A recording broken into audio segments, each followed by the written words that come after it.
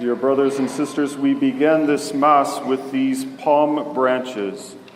We remembered how Jesus came into Jerusalem on a donkey, as was prophesied, and how the people gathered around him, realizing what he was doing. They cut down the palm branches and laid them on the ground before him. They put their coats on the ground before him, almost as to make like this great red carpet entrance as the king is coming into his city of Jerusalem. They were welcoming the Christ, the Messiah whom God had promised that he would send. As they were doing this, they were doing so with hope, with expectation. Jesus was the great light who was shining upon Israel, God's people.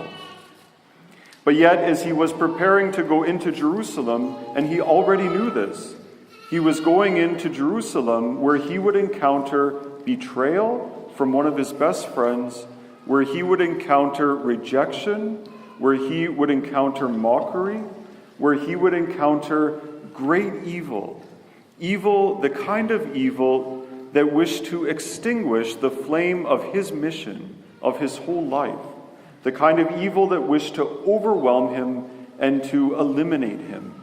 And so that evil thought it did in his death when it killed him.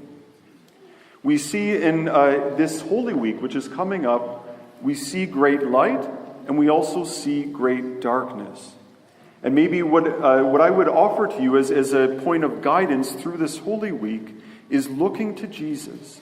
Jesus, he sees the darkness, right? And he takes it seriously. He's not just trying to ignore it or to put it off. He stares it dead in the face, right? He looks right at it. And then in the midst of that, there is great light that appears. For us, as we're going through this week, and I hope you'll take one of these palm branches home with you. One of the things I always hate, mine are pretty good actually, but when you hold it up and they kind of flop over, right? I don't know if any of you had those ones. But maybe the palm branch for us is a sign of faith. As we look to Jesus during this Holy Week, we see his faithfulness. That in the midst of this light and darkness, he remains faithful. He's determined. He's courageous. He sees it through all the way to the end for our salvation. And for us, even if we have one of the flimsy ones, it's a sign to us, a reminder of our faith. Our faith, it's true. It can waver, right? It can go back and forth. It sometimes isn't exactly as it should be.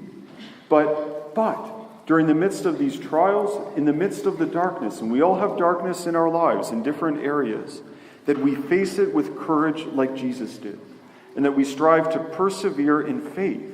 That we don't lose our faith. We don't give up on our faith. It may waver, but it will not be broken, just like your palm branch. Just three things from the Passion of Jesus to keep in mind. Darkness and light and darkness. In the Garden of Gethsemane, Jesus prays, right? He prays and he says, Father, if it's possible, take this cup away from me, right? What does that mean exactly? I mean, part of it is a mystery, but he's saying, if possible, take this cup away, this cup of suffering. But there's the darkness, facing it dead on, being serious about it, and direct with what's in his heart, in his prayer to the Father. But then, right afterwards, we know it doesn't end there, the light. But yet not my will be done, but yours be done. And Jesus carries on all the way to the end. As well in that court, in that courtroom, as he's before all of these people, Peter is there as well at a distance. And we read how he denies Jesus 3 times, I do not know the man. And then how the cock crowed. And it says, Luke gives us this detail, he alone. He says that Jesus looked at Peter, and Peter saw him looking at him. And it was at that moment that he realized what he had done. And it says that Peter went and he wept bitterly. For Peter, that darkness, where he even denied even knowing Jesus. But then the light comes from Jesus, his gaze, his look into the heart of Peter. And it says Peter went out and he wept bitterly, tears of repentance. of sorrow for what he had done, of wanting to be reunited with Jesus. And then the final one that I wish to bring up, there's many, it's all over these readings, right? The third one, is from the cross where Jesus says, my God, why have you forsaken me? We sang that in the psalm today. Wow, right? Like there is honesty. There is entering into that darkness. But notice it doesn't end there. You can reflect on that whole psalm. And it ends with Jesus saying, Father, into your hands I commend my spirit. There's the light. For us this Holy Week, as we're looking to Jesus, do not be afraid of darkness. The darkness that we read about in his passion, death, and resurrection, or the darkness in our own lives. But follow his example.